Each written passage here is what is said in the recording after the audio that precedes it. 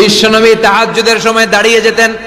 ছোট্ট একটা ঘরে চাটাইয়ের উপরে বিশ্বনবী মা এসে শুতেন, গাদাগাদি করে জায়গা নাই। মাঝরাতে বিশ্বনবী তাহাজ্জুদের জন্য দাঁড়াতেন, আল্লাহু আকবার বলে দাঁড়িয়ে যেতেন, নামাজ শুরু করে দিতেন। বিশাল বড় সূরা পড়তেন, কিরাত পড়তেন, রুকু করতেন, কিন্তু সিজদার জায়গায় সিজদা দেওয়ার জায়গা নাই। সিজদার জায়গায় মা এসা পা বিছিয়ে শুয়ে আছে। বুখারীর বর্ণনা, বিশ্বনবী সিজদায় যে হাত দিয়ে মা এসার পায়ের মধ্যে চিমটি কাটতেন, মা এসা বুঝতে পারতেন বিশ্বনবী এখন সিজদায় যাবে। সুবহানাল্লাহ পড়েন। মা এসা বুঝতে পেরে পা দুইটা সরিয়ে নিতেন, বিশ্বনবী সিজদা দিতেন। সিজদা দিয়ে বিশ্বনবী যখন আবার দাঁড়িয়ে যেতেন, মা আয়েশা পা বিছিয়ে আবার শুয়ে পড়তেন।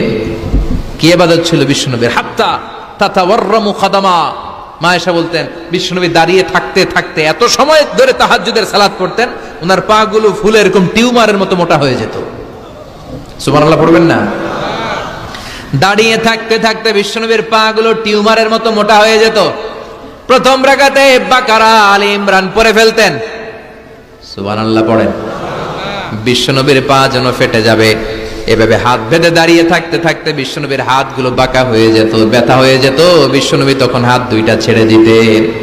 আবার যখন এনার্জি ফিরে পেতেন, যখন বিশ্বনবীর ভালো লাগতো, আবার হাত বাঁধতেন। পড়েন সুবহানাল্লাহ। তার মানে হাত ছেড়ে দিও নামাজ পড়া যায়। হাত ছেড়ে দিও।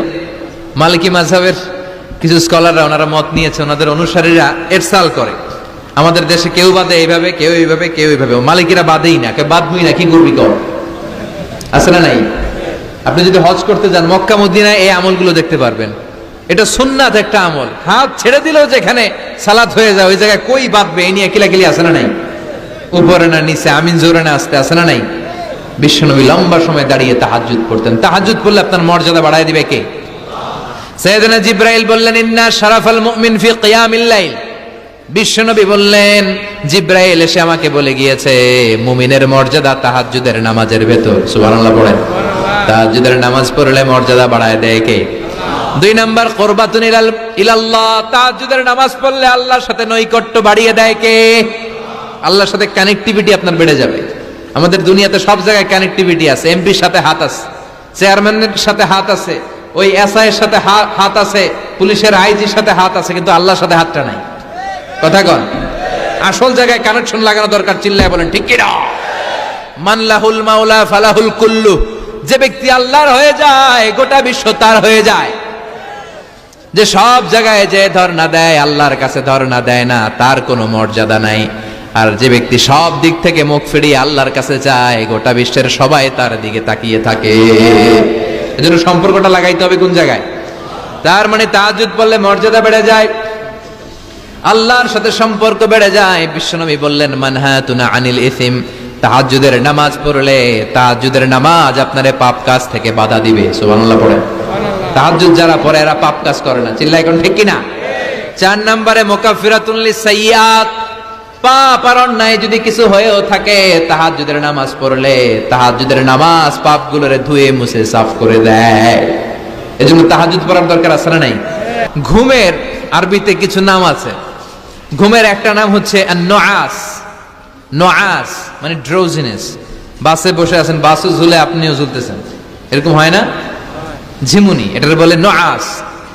আরেকটা হচ্ছে সামান্য হালকা লাইট স্লিপ, সামান্য ঘুম, এটার বলে পাওয়ার ন্যাপ।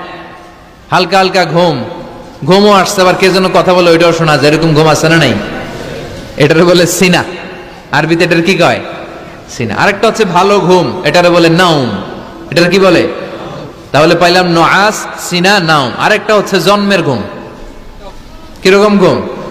এমন ঘুম যেই ঘুমে ডাকলেও মানুষ ওঠে না, যেটা শেষ রাতে আমাদের যে ঘুমটা হয়, রাত 3টা-4টার দিকে কম্বল টেনে টেনে আরেকটু ঘুমাইতে মনে চায়, এরকম একটা ঘুম আছে না নাই? এই ঘুমটাকে আরবিতে বলে হুজুদ। কি বলে? সবাই বলেন। এই হুজুদের ঘুমকে স্যাক্রিফাইস করে ওই টাইমে যে সালাতটা পড়া হয়, ওই সালাতকে আরবিতে বলে সলাতুল হুজুদ বা সলাতুত তাহাজ্জুদ। সুবহানাল্লাহ পড়বেন না? এজন্য রাব্বুল আলামিন বলেন, ওয়া মিনাল লাইলি ফাতাহাজ্জাদ বিহি নাফিলাতান লাকা আসা আন ইয়াবআসাকা রাব্বুকা মাকামাম মাহমুদা। ও নবী, রাত্রিবেলা দাঁড়িয়ে আপনি তাহাজ্জুদের নামাজ পড়েন, আশা করা যায় বিশাল সম্মানিত মহিমান্বিত জায়গায় আল্লাহ আপনারে বসায় দিবে গো নবী। ঠিক কি না?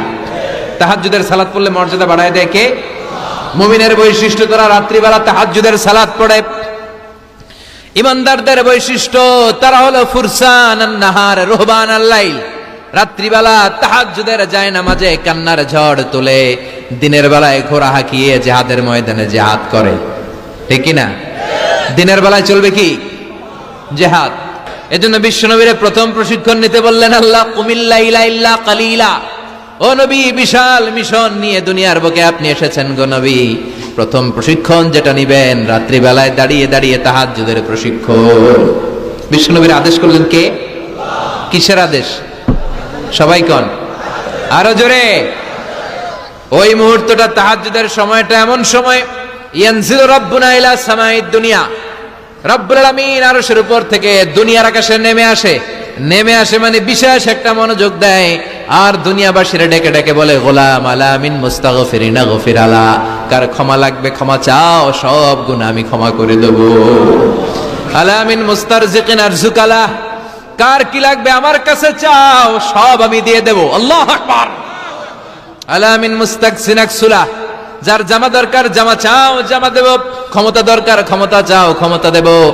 নেককার স্ত্রী দরকার, নেককার সন্তান দরকার, সন্তান চাও, সন্তান দেব। সব দেয়ার মালিক কে? কেউ যেটা পারে না পারে কে? কেউ যেটা দেয় না দেয় কে? কেউ যেটা বোঝে না বোঝে কে? আল্লাহ শেষ রাতে আম করে ডাকে, দেওয়ার জন্য ডাকে, কিন্তু চাওয়ার সময় আমাদের নাই। উনি দেওয়ার জন্য প্রস্তুত, কিন্তু এটা তো নেওয়ার লোক লাগবে। কথা কন।